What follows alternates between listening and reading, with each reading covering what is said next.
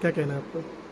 मुझे लगता है भाजपा को पहले ये जवाब देना चाहिए कि जिस दिन वो भयावह वीडियो वायरल हुआ उसी दिन मणिपुर में 2 और औरतों का गैंगरेप हुआ और उनकी हत्या हुई। ये आपकी पुलिस व्यवस्था है।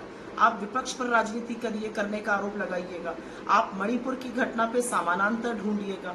कभी तो आपका जो कार्य क्षेत्र है, जो आपकी जिम्मेदारी है, जो आपके कर्तव्य है, जो आपकी कानून व्यवस्था है, उस पर भी बात करिएगा।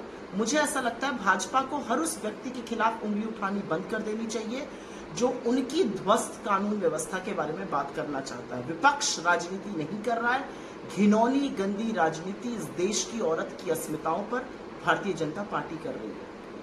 मैम, कल सभी पार्टियां एक साथ होकर जो मणिपुर को लेकर तय करेंगी, आप कैसे देखती हैं, अब क्या कुछ होगा उसमें? क्या फिर से बोलिए? कल सभी पार्टियां जो है मणिपुर को लेकर जो है मुझे लगता है कि जो 26 पार्टियां इंडिया, जो हमारा समूह है, जो 26 पार्टियां हम लोग कर्नाटक में मिले, अगर आप हमारा रेजोल्यूशन पढ़िए, हमारा वक्तव्य पढ़िए वहां से, तो पहला पॉइंट ही मणिपुर है। और तब तो इतने भयावह वीडियो भी नहीं आए थे।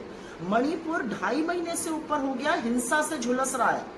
औरतें वहां पर किस दर्दनाक हादसों से गुजर रही हैं, बच्चों का जीवन तबाह है, सरेआम गोलियां चल रही हैं।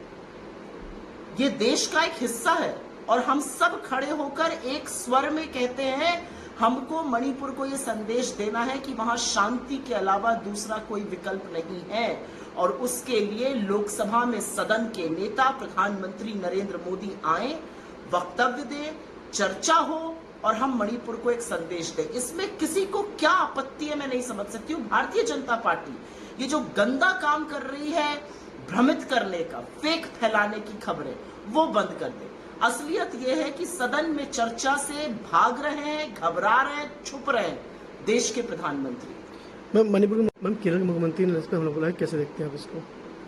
मुझे लगता है हर व्यक्ति मणिपुर के बारे में चिंतित है। इस देश का आम नागरिक, इस देश का राजनीतिक वर्ग, इस देश का विपक्ष, सिवाय भारतीय जनता पार्टी के।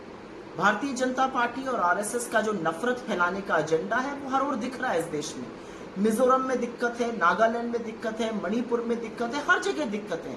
लेकिन प्रधानमंत्री को कोई फर्क ही नहीं पड़ता है। इतने भयावह तरीके से 2.5 महीने से ऊपर हो गया, मणिपुर जल रहा है, प्रधानमंत्री का विमान मिस्र जाएगा, खाड़ी के देश जाएगा, अमेरिका जाएगा, फ्रांस जाएगा, मणिपुर की तरफ नहीं मुड़ेगा।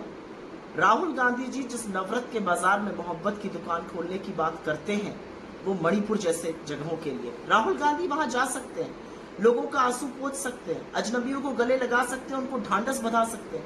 इस देश के प्रधानमंत्री का कोई कर्तव्य नहीं है। जैसा आपने बताया कि राहुल गांधी जाते हैं, लेकिन बार बार राहुल गांधी जब जाते हैं तो जो पार्टी है वो कहती है कि वो वहाँ गलत मैसेज पहुंचाने जाते हैं लोगों में। कोई जाकर प्यार की बात करता है, कोई जाके राहत कैंपों में लोगों से मिलता है, महिलाओं को ढांढस बताता है, पुरुषों को ढांढस बताता है, युवाओं को कहता है आप इस देश का हिस्सा हैं और ये देश आपके साथ बढ़ा है। ये गलत है। अगर ये गलत है तो राजनीति ही गलत है, क्योंकि लोगों के साथ खड़े रहना, उनके आंसू पोंछना, उनको ढांढस बंधाना, उनके साथ प्यार और मोहब्बत करना ही राजनीति है। राहुल गांधी की राजनीति ये है। भाजपा की राजनीति नफरत फैलाने की मैं मान सकती हूँ और इससे उनको आपत्ति हो सकती है, लेकिन नफरत के आपके पनपते हुए बाजार में बहुत सारी मोहब्बतों की दुकान राहुल गांधी खोल रहे हैं और इसी से आप घबराए हुए हैं। खनखड़ साहब ने भी रविवार को एक बयान दिया था, सत्ता पक्ष की ओर से ना बोलें। आप अपने पद का सम्मान रखिए, आप एक कॉन्स्टिट्यूशनल पोजीशन पर हैं, आपको बाईपार्टिजन रहना है। इनकी एक पुरानी आदत रही है, ये काफी राजनीतिक तीखा टिप्पणी करते हैं, मुझे नहीं लगता उस पद को शोभा देती है। उस पद का पूरा सम्मान करते हुए मैं कहती हूँ, लेकिन हाँ, मैं उसी स्वर में ये भी कहती हूँ कि ये सदन की जिम्मेदारी है, ये सभापति की जिम्मेदारी है कि इस देश के सबसे ज्वलंत मुद्दे पर इस देश के सदन में सत्र चल रहा है, चर्चा हो। क्या ये मांग करना विपक्ष की गलत है? क्या प्रधानमंत्री के वक्तव्य की मांग करना, 140 करोड़ के देश में प्रधानमंत्री क्यों चुना जाता है?